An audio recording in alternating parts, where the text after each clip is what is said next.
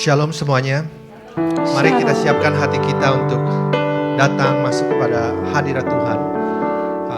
Saya percaya bahwa pagi hari ini Tuhan Yesus berserta dengan kita. 2-3 orang saat setuju hadir, Dia hadir di tengah-tengah kita. Kita akan menyanyikan lagu. Kita akan enggak hanya sekedar menyanyikan, tetapi juga kita akan menyembah Dia. Roh kita akan connect dengan rohnya Tuhan. Dia yang hadir di tengah sini. Saya ingatkan satu ayat yang berkata, Mazmur 23 ayat yang ke-6, kebajikan dan kemurahan belaka akan mengikuti aku seumur hidupku. Firman Tuhan ini katakan kebajikan dan kemurahan, tetapi yang sesungguhnya yang mengikuti kita setiap hari adalah Yesus sendiri. Kita pikir wah kita diberkati, ada cuan, ada perlindungan Tuhan. Tetapi yang sebenarnya mengikuti kita adalah Dia Yesus sendiri. Dan berkata selanjutnya, aku akan diam di dalam rumah Tuhan sepanjang masa. Saat kita melihat kebaikan Tuhan, kemurahan Tuhan, respon daripada kita sebagai orang yang menikmati kebaikan Tuhan adalah untuk tetap tinggal di dalam rumahnya. Enggak hanya tinggal tetapi memuji Dia, menyembah Dia, mensyukuri akan setiap kebaikan Tuhan. Amin. Oleh sebab itu saya mengajak setiap daripada kita, seberapapun yang ada di tempat ini, kita fokus kepada Tuhan, melihat kebaikan Tuhan. Meskipun belum melihat, kita percaya Tuhan beserta dengan kita. Amin. Mari kita bangkit bersama-sama, kita mulai dengan doa. Bapa, kami mengucap syukur untuk kebaikan, untuk kemurahan, untuk kesetiaan-Mu Tuhan. Firman-Mu berkata, kemurahan dan kebajikan-Mu belaka yang mengikuti setiap kami. Seumur hidup kami Tuhan, kami bersyukur Tuhan Yesus. Lebih daripada sekedar blessing, lebih daripada sekedar berkat, Engkau mengikuti kami Tuhan Yesus. Oleh sebab itu tangan kami Tuhan terangkat Tuhan, hati kami bersyukur Tuhan, memuji Engkau Tuhan, Allah pada segala Allah, Raja di atas segala Raja Tuhan. Terpujilah nama-Mu Tuhan. Diberkatilah setiap hati-hati yang menyembah pagi hari. Diberkatilah orang yang memilih untuk memuji dan bersyukur kepada Tuhan daripada komplain hari ini. Terima kasih Tuhan. Biar kemurahan-Mu Tuhan overwhelm setiap daripada kami Tuhan Yesus. Terima kasih Yesus. Terima kasih Tuhan. Kami serahkan Tuhan pagi hari ini dari awal, pertengahan dan akhirnya. Roh Kudus yang hadir, Kau yang sendiri bekerja Tuhan. Menjamah hati kami, menguatkan hati kami, menghibur hati kami, menyembuhkan yang sakit Tuhan Yesus, menguatkan hati-hati yang lemah di dalam nama Tuhan Yesus. Haleluya. Syukurlah Bapa Bataka Saudara.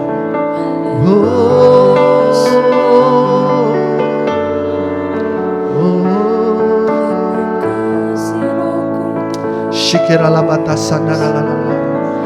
Mari kita sama-sama menyembah Tuhan. Saudara yang bisa berbahasa roh, saudara bisa berbahasa roh. Saudara yang tidak bisa berbahasa roh, saudara boleh mengucapkan ucapan syukur. Ucapkan terima kasih Yesus. Terima kasih Tuhan. Terima kasih akan kebaikan-Mu. Terima kasih Tuhan Yesus. Syukurlah bata kasih. Terima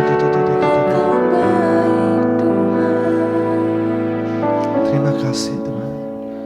Terima kasih Tuhan.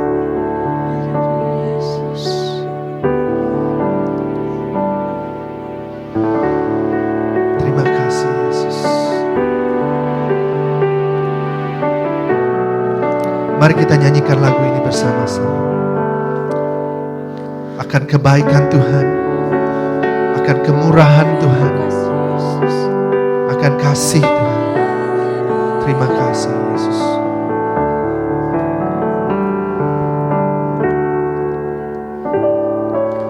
Kau hiasi kehidupanku dengan kemurahan-Mu. Kau rancangkan masa depanku penuh dengan harapan. Sekali lagi katakan, kau hiasi. Kau hiasi kehidupanku dengan kemurahan-Mu. Kau rancangkan masa depanku penuh dengan harapan. Mari sama-sama katakan, aku ada saat ini. Aku ada saat ini, semuanya karena kasih-Mu.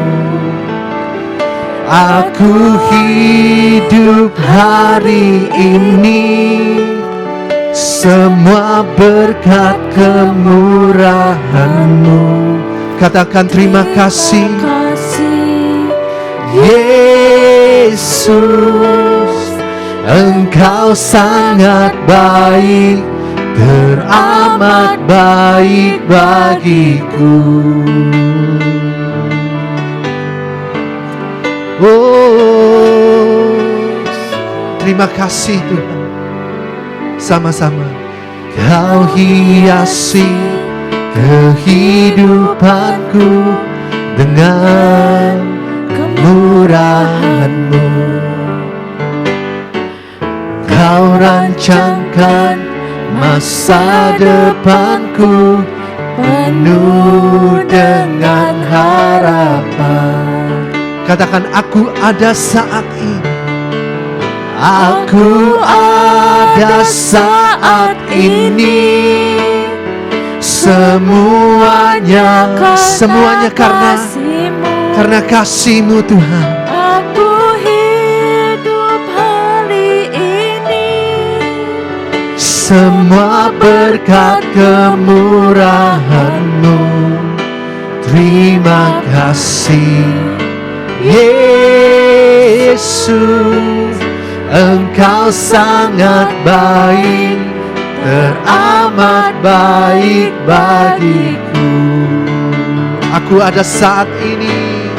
Oh, aku ada saat ini, semuanya karena kasih-Mu. Kami bersyukur Tuhan. aku hidup hari Kami bisa hidup hari ini Tuhan. Kemurahan-Mu, terima kasih. Oh, Engkau sangat baik, teramat baik bagiku. Mari angkat tangan kita sama-sama tinggi-tinggi sebagai ucapan kita bersyukur kepada Tuhan.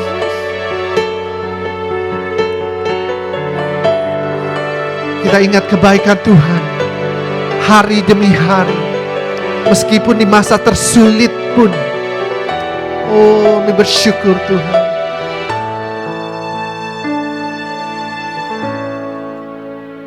Aku ada saat ini. Mari jemaat Tuhan. semuanya karena kasih-Mu. Amin. Aku hidup hari ini, semua berkat kemurahan-Mu. Terima kasih Yesus. Engkau sangat baik, teramat baik bagiku. Mari kita naikkan sama-sama, katakan, aku ada saat ini, semuanya karena kasih-Mu. aku hidup hari ini, semua berkat kemurahan-Mu. terima kasih Yesus. Engkau sangat baik, teramat baik bagiku. Yesus, Yesus, Engkau sangat baik, teramat baik bagiku. Yesus, Engkau sangat baik, teramat baik bagiku.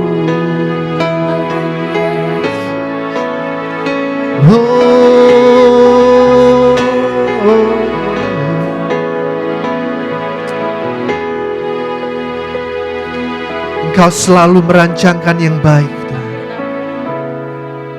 Yang baik, yang sempurna.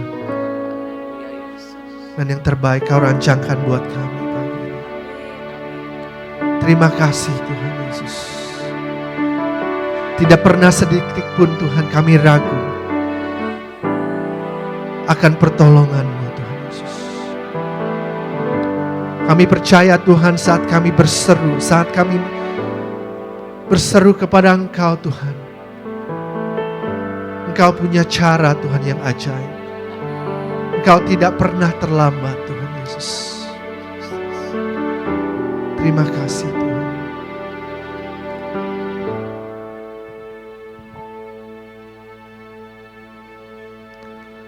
Takkan ku ragu Tuhan, janji-Mu yang menghidupkanku, hanya padamu Tuhan ku berseru, dan mataku tertuju padamu. Katakan sama-sama, takkan ku ragu. Takkan ku ragu Tuhan, janji-Mu yang menghidupkanku, hanya padamu ku berseru, dan mataku tertuju padamu.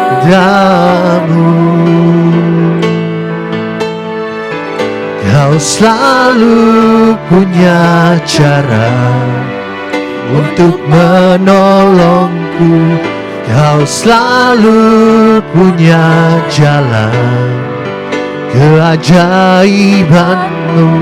Kau dahsyat dalam segala perbuatan-Mu, dan ku tenang di dalam cara-Mu. Pagi hari ini Tuhan kami tenang Tuhan Yesus. Kami percaya dan tidak ragu Tuhan. Jalan-jalan-Mu, cara-cara-Mu Tuhan yang ajaib, sanggup menolong setiap daripada kami. Haleluya. Oh, akan ku ragu Tuhan. dengan segenap hati katakan, Janji-Mu yang menghidupkanku, oh hanya padamu Tuhan kami berseru, dan mataku tertuju padamu. Kau selalu punya untuk menolongku, Kau selalu punya jalan keajaiban-Mu. Katakan, Kau dahsyat dalam segala perbuatan-Mu, dan ku tenang di dalam cara-Mu.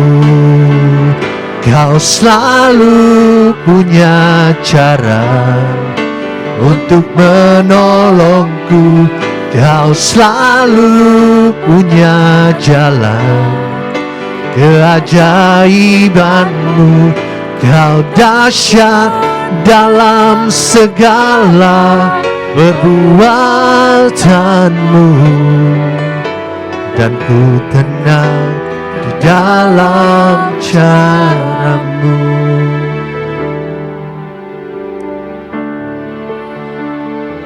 Kau selalu punya untuk Tuhan, saat pagi hari ini Tuhan, tolong setiap hati-hati kami yang meragukan, kuatkan setiap daripada kami Tuhan, dalam segala perbuatanmu, dan ku tenang dalam. Sekali lagi katakan sambil tangan terangkat, kau selalu punya untuk menolongku. Kau selalu punya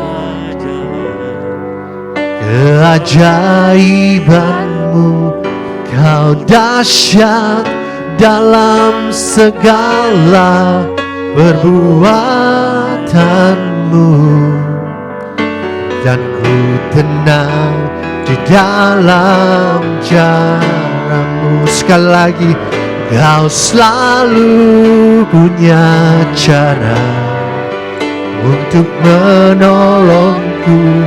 Kau selalu punya jalan,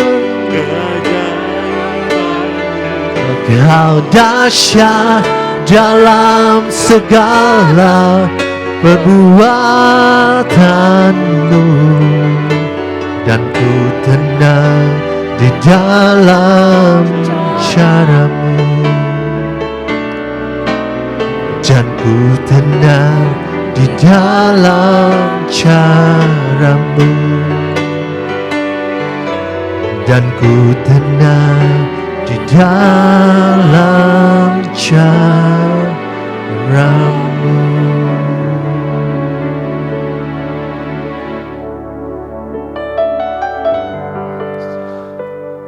Biarlah lagu ini, penyembahan ini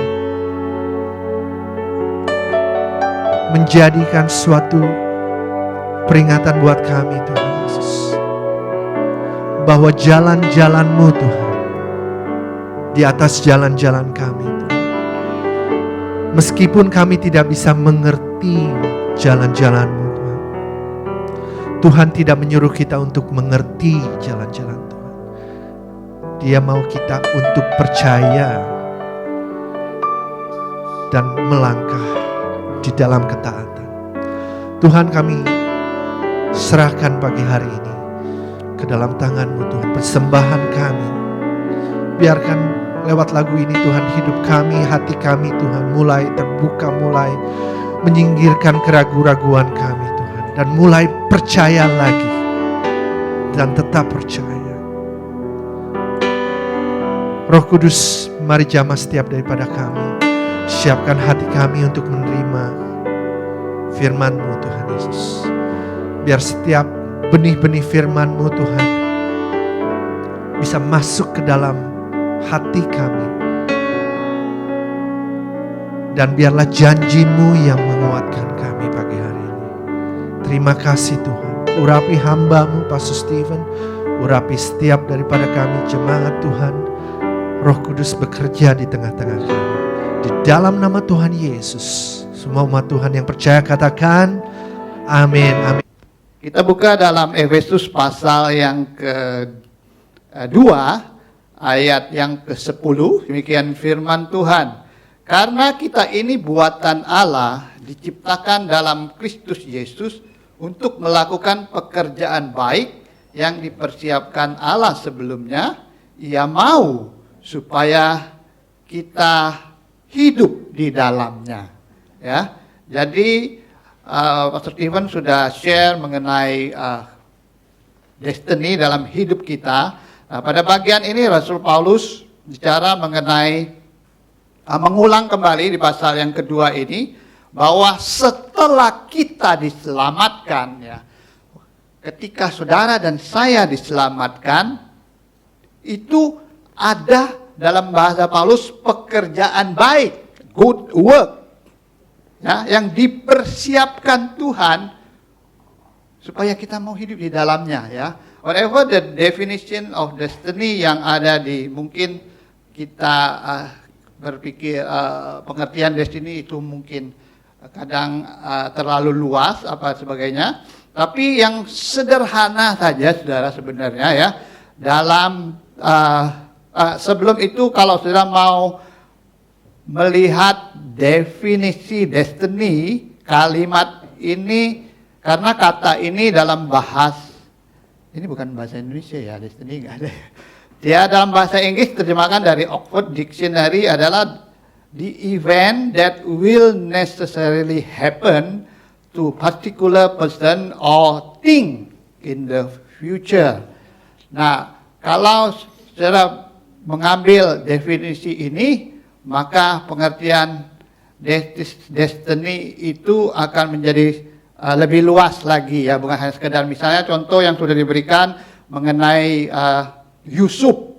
Kita berpikir mungkin destiny-nya menjadi Perdana Menteri, ya. Mungkin kita berpikir seperti itu, tapi kalau not wrong, apa yang saya tangkap dari khotbah pastor, bahwa sebenarnya more than that, ya, destiny-nya dia adalah menyelamatkan bangsa Israel dari kelaparan di Mesir, ya, dengan menjadi Perdana Menteri or whatever Tuhan akan pimpin dia, ya, lebih luas sebenarnya pengertiannya. Nah, pagi hari ini saya akan bawa lebih sederhana sebenarnya, saudara, bahwa apa saudara mau panggil destiny atau panggilan Allah dalam hidup kita is more than hanya sekedar istilah, tapi yang pasti, ya, muter-muter. Yang pasti, saudara, ada pekerjaan baik. Ada sesuatu yang Tuhan mau kerjakan dalam hidup kita setelah kita diselamatkan. That's the most important. What is? Ya, ada sekedar atau kita berpikir apakah saya nanti akan menjadi pengusaha yang kelas global atau tidak, atau saya menjadi dokter yang terkenal atau tidak, atau saya menjadi pengusaha restoran yang terkenal atau tidak, dan itu juga bisa memberkati orang lain. Tapi if let's say God say seperti misalnya Yeremia, Tuhan sudah bilang dari kecil, ya, aku sudah mengenal engkau akan menjadi nabi dan sebagainya. Tapi for most of us maybe not so clear about what is, tapi more importantly is ada what we can do, or what we should do, what we have to do waktu kita diselamatkan. Karena Tuhan sudah menyiapkan pekerjaan baik, ya, yang waktu sudah diselamatkan. Ada pekerjaan baik, ada sesuatu yang Tuhan mau kita kerjakan dalam hidup kita ini, saudara. Nah, yang paling sederhana dari kitab Efesus ini, saudara, kita melihat Paulus memberi contoh, saudara, di pasal yang ketiga ayat 1, ya. Saudara, pasal ketiga ayat 1, ya. Demikian firman Tuhan dikatakan, itulah sebabnya aku ini, Paulus, orang yang dipenjarakan karena Kristus Yesus, untuk kamu, orang-orang yang tidak mengenal Allah. Ya, sederhana, yang pertama, apa arti destiny kita di dalam Kristus? Itu adalah memberitakan Injil di antara orang-orang yang ada di sekitar kita. Amin. Nah, Paulus katakan dia rela, saudara, dipenjara karena Kristus. Hanya untuk memberitakan firman Tuhan ini, saudara, Paulus rela dipenjara, saudara. So, dia melakukan ini karena dia tahu bahwa sangat-sangat, dia mengatakan bahwa sebenarnya dalam hidupnya dia adalah orang yang paling hina di antara para rasul, dipilih untuk memberitakan Injil. Tapi bagi dia, saudara, is a privilege untuk memberitakan Injil, saudara, terutama kepada orang-orang yang di luar Yahudi, saudara. Nah, dia menjelaskan kemudian, saudara, we will deeper in the word, saudara masih buka di dalam Efesus, saudara ya. Asal yang kedua dia jelaskan, saudara, kenapa sebenarnya memang karena panggilan Tuhan, tapi dia jelaskan sebenarnya kenapa dia sampai rela memberitakan Injil, bahkan dia rela mati bagi Injil. I don't know whether one of us is ready die for the Christ yet. But Paulus katakan, ya, hidup adalah Kristus, mati adalah keuntungan. So dia mengatakan bahwa dia setelah dia diselamatkan, ada pekerjaan baik yang dipersiapkan oleh Tuhan, yaitu memberitakan firman Tuhan kepada orang-orang yang belum kenal Tuhan. Kenapa dia bilang penting untuk memberitakan firman Tuhan kepada orang-orang yang belum kenal Tuhan? Nah, saudara perhatikan di ayat pasal yang kedua, ayat yang pertama dikatakan demikian, saudara. Saudara perhatikan baik-baik, dikatakan kamu dahulu sudah apa, saudara? Mati. You are dead. Saudara dan saya di luar Kristus itu mati, saudara, ya. What that mean? Kita masih hidup. Tapi maksudnya, saudara, di luar Kristus kita itu tidak bisa mengerti kebenaran Allah. Ya, whether dia good secara moral, ya. Saya selalu ingat, waktu saya belum kenal Tuhan, ada pendeta hamba Tuhan datang mengunjungi papa saya yang sudah Kristen waktu itu. Saya kos di tempat lain dan sebulan sekali kadang saya pulang dan saya lihat mereka lagi berdoa, ya. Jadi papa saya L.C. I think dia pendeta di sini. Ini orang ngapain ya? Berdua itu komat kamit. What are they doing? Komat kamit. It waste the time. Sekedar say something, mengucapkan sesuatu di udara, gak ada gunanya. Itu satu menunjukkan, saudara, I'm dead about God righteousness. It's not talking about morally, tapi dead dalam standar Tuhan, dalam mengenal kebenaran, saudara. Ya, makanya Yesus bilang, engkau harus dilahirkan kembali. Dan dia katakan, akulah satunya jalan kebenaran dan hidup. Dan tanpa Yesus, tanpa mati di kayu salib, kamu nggak bisa menghampiri Bapa. Ya, if you are realize also, I don't know whether kita bertobat waktu kecil atau sudah remaja atau besar, tapi saya selalu ingat karena saya bertobat waktu usia kuliah kerja, sudah saya sadari, sudah saya itu tidak berbuat dosa atau tidak mau berbohong, ya, karena memang diajarin itu tidak baik, betul? Tapi saya melakukan itu, saudara, more karena takut ketahuan orang lain. Ya, kalau ketahuan orang lain kan malu, ya kan? Kalau kita berbohong atau kita berzina, itu ketahuan, takut ketahuan aja. Keinginan itu apa enggak ada? Ada, saudara. Keinginan untuk berbohong, untuk itu struggle yang mau hat. Tapi beda, saudara, waktu Yesus mengatakan kita dilahirkan kembali, saudara. So there's something inside us yang berubah, ya. Bukan kita tidak mau berbohong, tidak mau melakukan dosa, itu bukan karena faktor dari luar lagi. Karena takut ketahuan orang. It's not more than that. Tapi karena hati kita udah diubahkan, hati kita sudah bersih. Jadi paling sederhana, kita seperti air yang bersih, ada kotoran, itu kita rasa nggak enak. Because we are clean already di dalam Yesus Kristus. Nah, Paulus juga menjelaskan, saudara, bahwa di pasal ini, saudara, ya, kalau saudara baca sebenarnya, ya, saya nyiapin khotbah ini juga, ayat ini tidak begitu menyenangkan, ya, saudara, ya. Kalau menyampaikan berita Injil, I'm talking about memikirkan sharing about Gideon yang dalam ketakutan, kemudian Tuhan mengatakan, "Hei kamu pahlawan yang luar biasa." Sesuatu yang encouragement saudara, yang lebih senang seperti itu. Tapi pagi ini, kalau saudara baca ini, Paulus jelaskan bahwa sebenarnya flashback ke masa lalu saudara, bahwa dikatakan ayat 2, kamu hidup di dalamnya, kita juga saudara mengikuti jalan dunia ini karena kamu mentaati penguasa kerajaan angkasa, yaitu roh yang sekarang sedang bekerja di antara orang-orang durhaka saudara. Sebenarnya dahulu kamu juga terhitung di antara mereka ketika kamu hidup di dalam hawa nafsu daging dan sebagainya. Tapi kemudian sudah baca bahwa pasal 5 ayat 5 telah menghidupkan kita bersama-sama dengan Kristus saudara.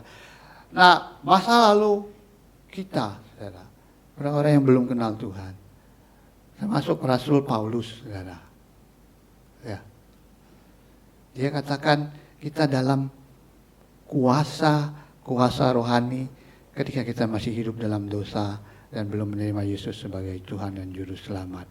Paulus mengakui, kalau sudah baca di pasal kitab Roma pasal 7, dia katakan, aku ini ingin melakukan yang baik. Ya, kalau saudara ingat itu, aku bukan, saudara dan saya bukan tidak mau melakukan yang baik. Orang-orang yang ada kita bukan tidak mau bisnis yang baik. Semua pengen melakukan yang baik. Tapi Paulus katakan, aku nggak bisa. Yang baik yang aku mau kerjakan, ya, yang ada dalam hatiku, tapi yang buruk justru yang aku kerjakan, saudara. So pagi hari ini let's remind us, saudara, ya di tengah-tengah semua kita sibuk atau memikirkan kapan COVID ini akan berlalu, ya. So actually waktu kita sambil kita juga memikirkan apakah rencana masa depan saya akan jadi, apakah destiny saya akan jadi apa tidak. Kalau saudara menganggap destiny itu sesuatu jabatan atau sesuatu berkat besar di masa depan. Tapi yang pasti saudara, pagi hari ini Tuhan ingatkan kita bahwa ketika kita diselamatkan, Tuhan ingin kita memberitakan Injil, saudara. Amin, saudara. Amin. Saudara, memberitakan Injil harusnya merupakan privilege bagi kita, saudara. Karena firman Tuhan berkata, berbahagialah orang yang membawa damai, saudara. Karena mereka akan disebut anak-anak Allah, saudara. Saudara, dalam hidup ini sebenarnya yang kita cari itu kan istilahnya 8 suku kata itu, ya, bahasa Indonesia 7. BAHAGA 7. Bahagia, ya kan. You want to be happy in life, you want success, you want to be apapun itu sebenarnya kita pengen ada perasaan bahagia, saudara. Nah, saudara tahukah waktu saudara melihat orang itu diselamatkan, saudara, ya, itu ada sukacita yang sebenarnya melebihi kalimat bahagia itu sendiri, saudara. You will experience more happy in your life, sukacita dalam bahasa Kristen kita, waktu kita saudara melihat orang-orang itu diselamatkan, saudara. We are happy kalau saya close the deal 10 million, saya happy, ya. Kalau saudara gaji naik, saudara happy, saudara rumah baru happy, mobil baru happy. Tapi saudara ada sukacita yang everlasting, ya. Saya selalu ingat beberapa orang yang diselamatkan, yang salah ini, itu selalu menimbulkan sukacita, saudara. Ada sukacita, bukan lagi apalagi mengenai ada reward di heaven, tapi ada sukacita di bumi ini, saudara. Makanya tidak heran firman Tuhan mengatakan ketika satu orang diselamatkan, apa? Ada malaikat bersukacita, betul? The problem we didn't see the malaikat bersukacita, ya kan? Kita tidak melihat kedalaman sukacita seseorang diselamatkan itu.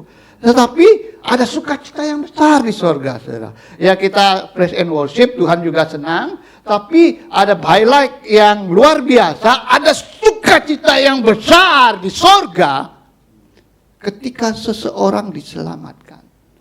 It's very wonderful, saudara. One day saya habis pelayanan malam, habis ngajar, Bible School jam 9, jam 10 kalau salah.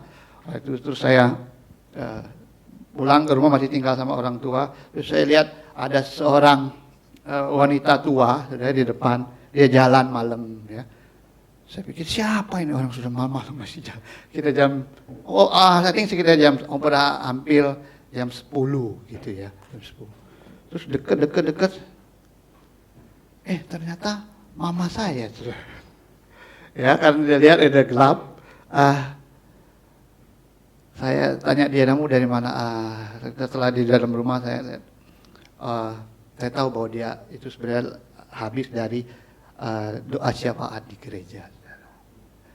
Saudara, this happiness that melihat orang-orang diselamatkan. Saudara tahu, mama saya waktu saya setelah tamat sekolah teologi dari Malang 2 tahun ke Jakarta, dia masih tanya, kamu beneran mau jadi pendeta? Sudah tamat sekolah teologi balik. Sebelumnya dia tidak mengizinkan juga, ya karena destiny saya harusnya sudah menjadi pengusaha yang kaya raya.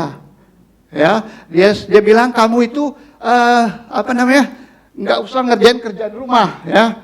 Makanya saya struggle karena ya, jangan nyapu, nggak perlu, masak nggak apa-apa, cici kamu yang ngurusin semua, ya. Kamu yang paling penting sekolah yang tinggi, kerja, bikin duit, buat duit yang banyak, supaya keluarga kita lebih terangkat dan berbahagia. Saya understand dia tidak mengizinkan itu, saya sampai sekolah teologi tidak diizinkan. Kemudian setelah tamat, saya pikir Tuhan sudah menjawab doa saya waktu saya mau dikirim ke Medan. Beneran kamu jadi pendeta? Itu sudah selesai sekolah teologi di Malang itu. Tapi sudah ada sukacita besar dalam melihat orang diselamatkan. Amin, saudara. Mari kita rajin terus memberitakan Injil sambil menunggu COVID ini berlalu. Saudara. Amin. Jadi mikirin kapan case-nya turun lagi. Kayaknya case-nya naik katanya ya. Buat berita. Nah, saudara, saya pikir sudah tahu. Bahkan bukan naik, akan naik. Menurut minister akan naik lagi. Sudah. Yang pertama, sudah arti destiny di dalam Kristus itu adalah memberitakan Injil kepada orang-orang yang ada di sekitar kita. Pekerjaan baik. Ini pekerjaan baik kan, saudara ya? Amin. Pekerjaan baik pada mungkin belum ngopi semua ya. Memberitakan Injil itu ada pekerjaan baik. Amin. Amin. Nah, saudara, kenapa ini penting, saudara? Saudara, kalau saudara nanti baca, mungkin ruang waktu saudara ya. Kalau saudara baca di Kisah Para Rasul pasal 1 ayat 8, ya, saya share di doa juga saudara. Waktu itu murid-murid bilang, ya, setelah Yesus melayani mereka 3,5 tahun di muka bumi ini, dan mereka mengalami mujizat Tuhan, dan Tuhan mengajarkan mereka bahwa Dia datang untuk menyelamatkan yang terhilang dan sebagainya. Murid-murid masih bertanya kepada Tuhan Yesus, Tuhan Yesus, kapan kamu memulihkan kerajaan Israel? Kapan Tuhan Yesus? Waktu itu Yesus sudah mau naik ke sorga. Ya, apa jawaban Tuhan Yesus? Sudah? Kamu tidak perlu tahu waktu dan kapannya Tuhan memulihkan kerajaan Israel. Tapi apa kata Yesus? Tinggallah di Yerusalem, tunggu Roh Kudus turun, dan kamu akan menjadi saksiku. Nah, waktu saya renungkan baik-baik sebenarnya, saudara, ternyata waktu Tuhan orang-orang Israel meminta, Tuhan kapan pulihkan keadaan politik kami? Sudah tahu itu permintaan yang wajar, ya, bukan hanya yang wajar, yang sangat-sangat diperlukan, saudara, karena orang-orang Israel dijajah oleh bangsa-bangsa Roma. Dan sudah tahu betapa menderitanya mereka, selain menderita fisik, menderita mental, karena mereka menyembah berhala, dan mereka menyembah, orang Yahudi menyembah Allah yang hidup. Mereka menderita, saudara, secara mental, secara fisik. Dan itu wajar saja mereka berkata, Tuhan kapan kau memulihkan Israel secara politik? Yesus bilang, enggak. nggak tahu kapan, ya, kamu nggak perlu tahu. Jadi istilah kalau saudara renungkan baik-baik, saya renungkan semalam, sebenarnya maksud Yesus tidak saya tidak pulihkan dulu Israel. Saya tidak pulih kalau mau direnungkan lagi. Ya Yesus cukup sopan, tidak langsung mungkin budaya Jawa ya, tapi tidak langsung ya. Tapi saya bilang tidak, aku tidak pulihkan orang kerajaan Israel dalam beberapa tahun, apa puluh tahun, ratusan tahun, enggak. Jadi kalau Yesus jawab begitu mungkin murid menjadi lebih kecewa lagi. Tapi Yesus bilang diplomatis, enggak, pokoknya nanti Israel akan dipulihkan. Tapi sekarang yang paling penting, kamu tunggu Roh Kudus supaya kamu bisa memberitakan Injil kepada orang-orang yang ada di sekitar kita. Saudara. Begitu pentingnya saudara pesan ini. Ya. Tapi itu juga bisa dilupakan oleh murid-murid yang 3,5 tahun. Setiap hari melihat Yesus melayani orang-orang yang terhilang, mereka masih bisa lupa. Bukan lupa, mereka enggak, bahasa Jermannya ngeh ya. Aware. Sadar ya, bahasa saya sadar bahwa itu penting saudara, memberitakan firman Tuhan, memberitakan Injil kepada orang-orang yang terhilang saudara. Ya. Yang kedua, saudara. Yang terakhir, 2 poin aja pagi hari ini. Ya. Arti destiny di dalam Kristus. Yang pertama memberitakan Injil kepada orang-orang yang ada di sekitar kita. Nah, yang kedua, saudara, pasal yang ketiga, masih di Efesus, pasal yang ketiga, ayat yang ke-14 sampai yang ke-20, cuman saya bacakan buat saudara ayat yang ke-19 saja, atau kita baca bersama-sama saja saudara ya. Pasal 3 Efesus, ya, ayat 14 sampai yang ke-20. Oke? Kita baca bersama-sama. 1, 2, 3, ya. Itulah sebabnya aku sujud kepada Bapa, yang daripadanya semua turunan yang di dalam sorga dan di atas bumi menerima namanya. Aku berdoa supaya Ia menurut kekayaan kemuliaannya menguatkan dan meneguhkan kamu oleh Roh-Nya di dalam batinmu, sehingga oleh imanmu Kristus diam di dalam hatimu dan kamu berakar serta berdasar di dalam kasih. Aku berdoa supaya kamu bersama-sama dengan segala orang kudus dapat memahami betapa lebarnya dan panjangnya dan tingginya dan dalamnya kasih Kristus, dan dapat mengenal kasih itu sekalipun ia melampaui segala pengetahuan.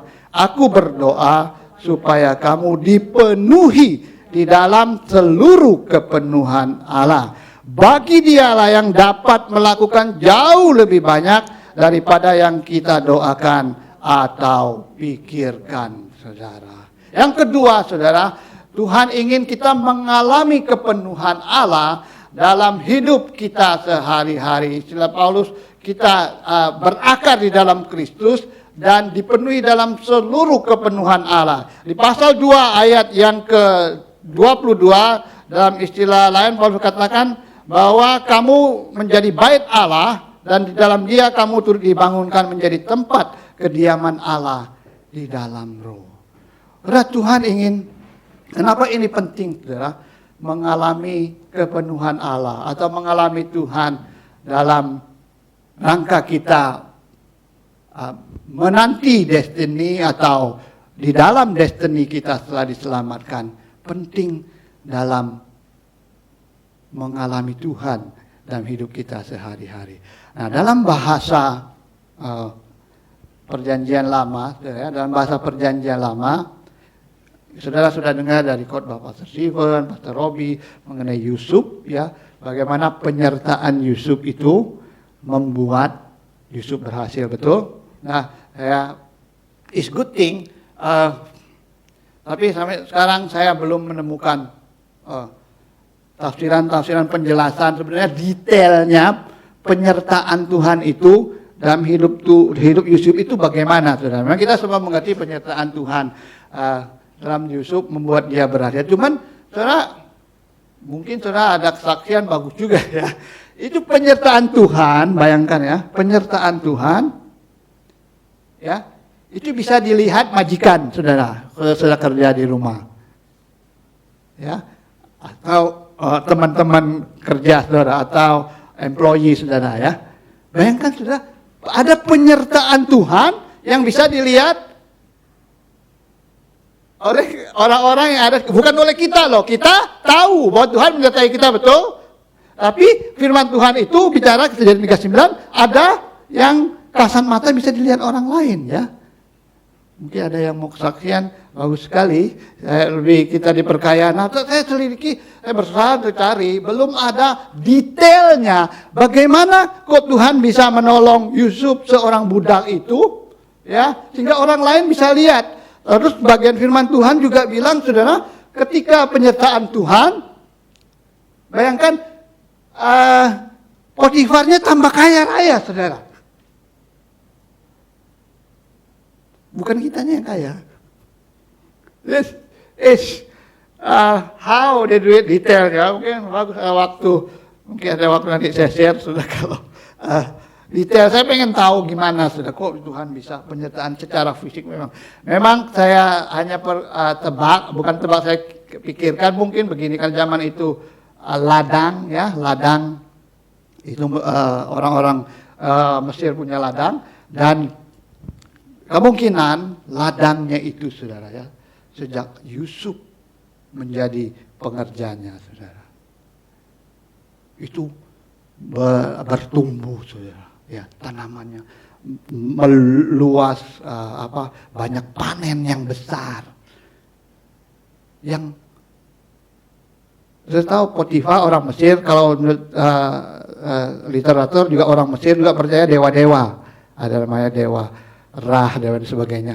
Dan saya percaya bahwa Potifar lihat, ini tidak mungkin ini karena Yusuf membuat ladang ini bertumbuh demikian dahsyatnya sehingga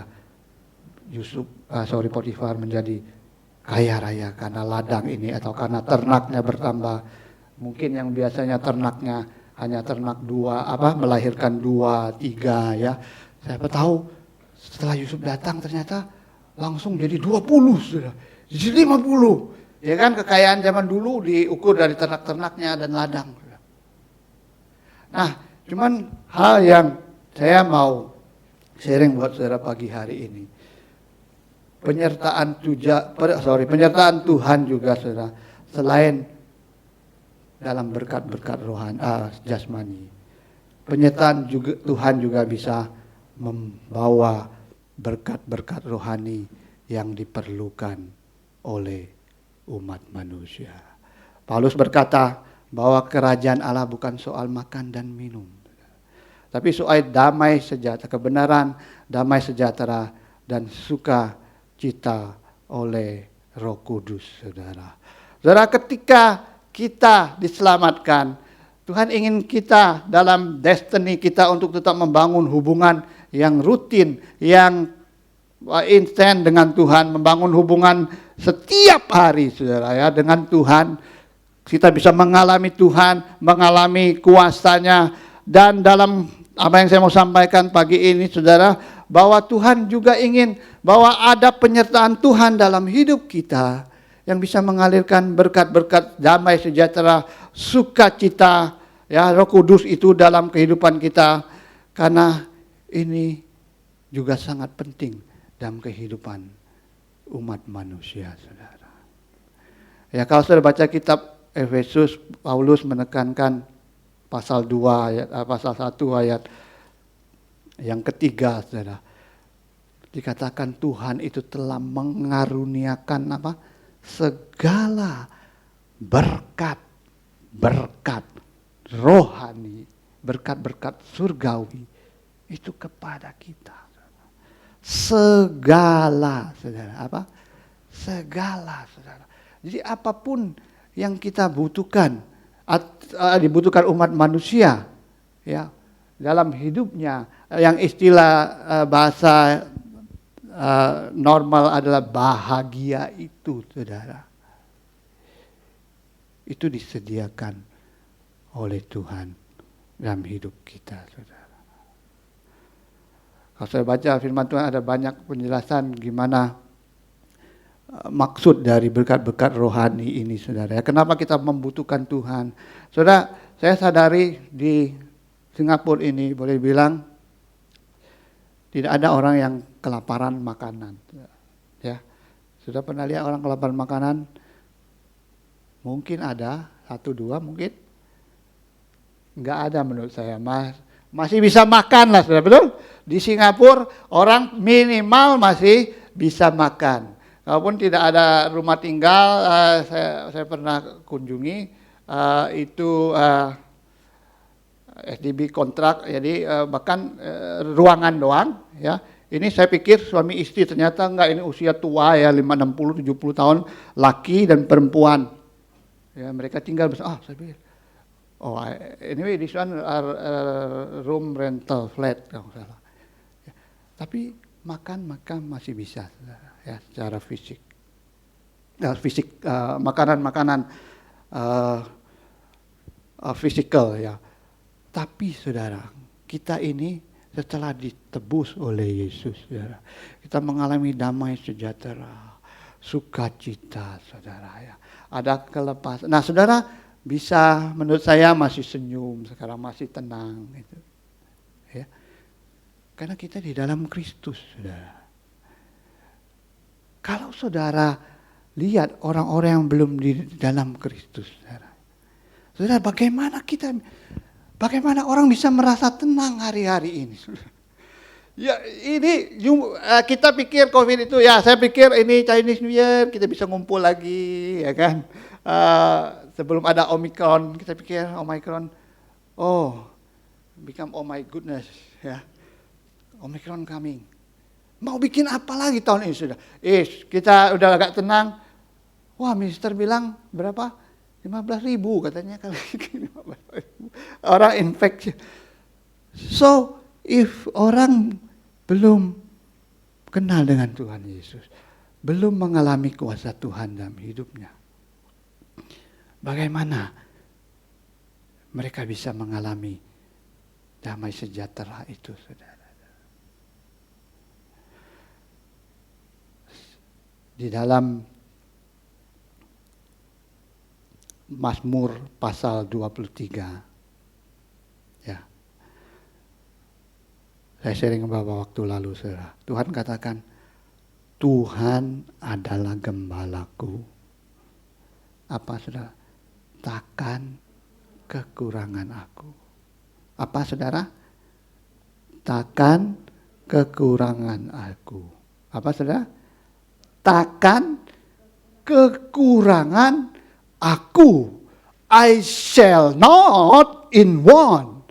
I have everything that I need, kata Daud.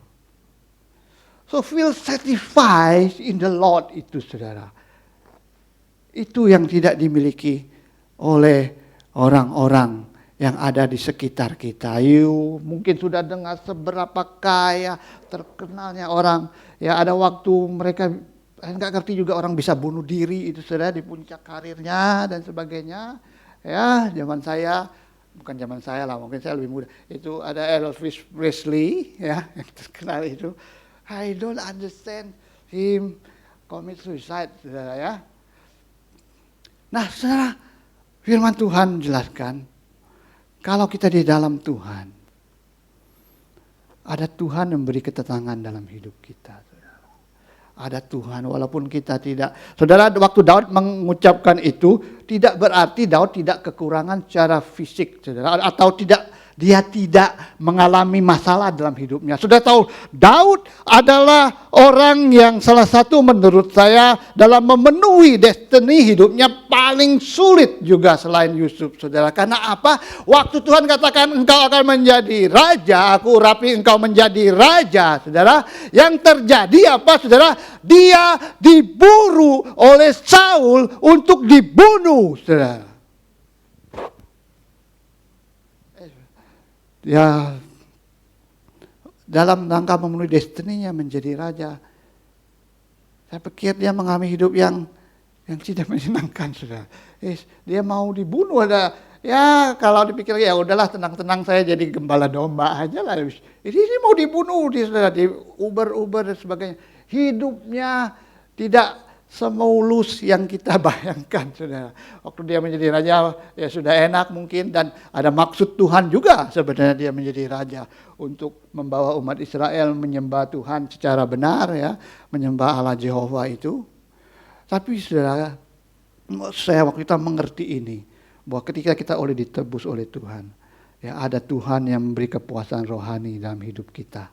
Ya, Tuhan adalah gembala kita, karena hanya Tuhan yang bisa restore our soul, saudara. Only God can restore our soul. Kenapa tidak ada kepuasan yang dialami oleh orang-orang di luar Tuhan?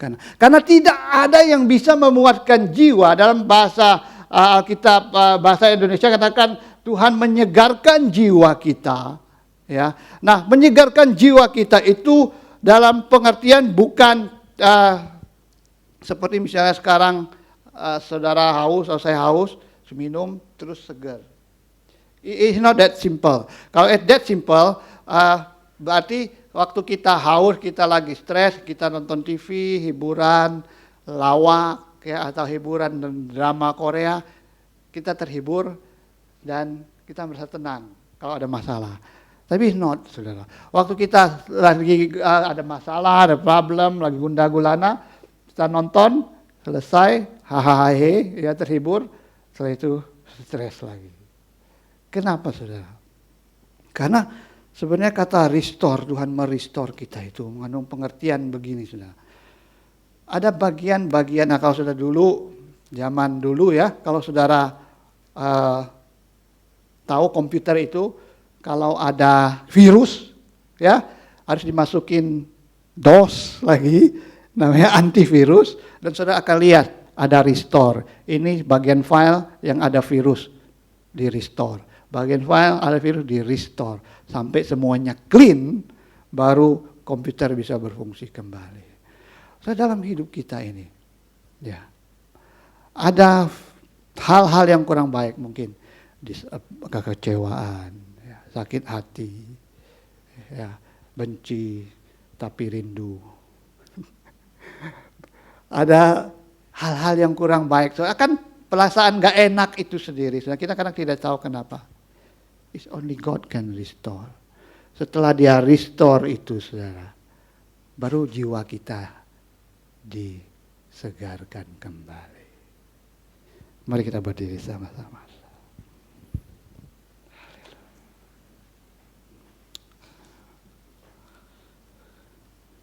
Haleluya, thank you Jesus.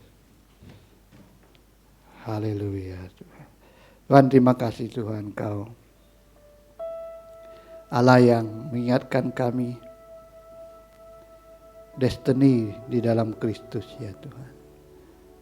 Panggilan mulia untuk memberitakan Injil, ya Tuhan. It's privilege, Lord Jesus. It's privilege, Lord Jesus. Is really privilege for us. Karena kalau kami tidak mengenal Yesus, kami tidak ada di tempat ini, kami bahkan akan terhilang. Bersyukur Tuhan, ingatkan Tuhan. Dari pagi hari ini kami menyadari Tuhan, kami tidak selalu punya keinginan untuk memberitakan Injil. Kami membutuhkan Roh Kudus-Mu, ya Tuhan, untuk hangatkan hati kami kembali, ya Tuhan. Haleluya Yesus. Haleluya. Haleluya. Tuhan, jamah setiap hati kami, Tuhan. Hangatkan hati kami, Tuhan, untuk ingat betapa berharganya hidup kami, betapa damai, sejahtera, sukacita yang kami alami di dalam Yesus, Tuhan. Dan kami mau ini bagikan buat orang-orang yang sekeliling kami, Tuhan. Mungkin tetangga, Tuhan. Mungkin teman baik kami. Atau siapapun yang ada di sekitar kami. Majikan kami. atau employee kami Tuhan. Haleluya Jesus. Oh haleluya Tuhan. Haleluya. Kau ingatkan kami juga Tuhan, adalah hak istimewa dalam destiny kami untuk membangun hubungan pribadi dengan Tuhan setiap hari Tuhan. Restoration itu Tuhan, kesegaran jiwa yang kami dapatkan dalam Engkau Tuhan, yang merupakan bagian dari destiny dalam hidup kami. Haleluya. Engkau sangat baik, Teramat baik bagiku. Mari kita ingatkan pujian ini. Aku ada saat ini, semuanya karena kasih-Mu. Aku hidup hari ini, semuanya karena kasih-Mu. Terima kasih Tuhan. Yesus. Engkau sangat baik, teramat baik bagiku. Tuhan, kami mengakui akan kebaikan-Mu dalam hidup kami Tuhan. Hidup kami adalah karena kasih karunia-Mu. Terima kasih untuk kesempatan kami boleh menjadi saksi Tuhan, memberitakan Injil bagi mereka yang belum mengenal Engkau. Di masa-masa yang penuh tantangan ini Tuhan, pakai kami, urapi gereja-Mu Tuhan, menjadi saluran berkat untuk memberitakan firman-Mu, kabar baik ya Tuhan. Dan tolong kami untuk semakin dekat dengan Engkau Tuhan. Terpujilah nama-Mu, materaikan firman Tuhan dalam hidup kami. Berkati umat-Mu, lindungi, jauhkan daripada segala yang jahat. Gagalkan niat jahat manusia, gagalkan rencana iblis. Tegakkan kerajaan-Mu, jadi kehendak Tuhan yang sempurna dalam hidup umat-Mu. Hardik belalang pelahap dari kesehatan kami, hardik belalang pelahap dari ekonomi kami, keuangan kami, kesejahteraan kami hardik dalam nama Tuhan Yesus Kristus. Damai sejahtera Allah turun, sukacita Allah penuhi hati kami Tuhan. Terima kasih Bapa, pengurapan Roh Kudus turun atas setiap kami, memberikan kuasa bagi kami untuk menjadi saksi Tuhan.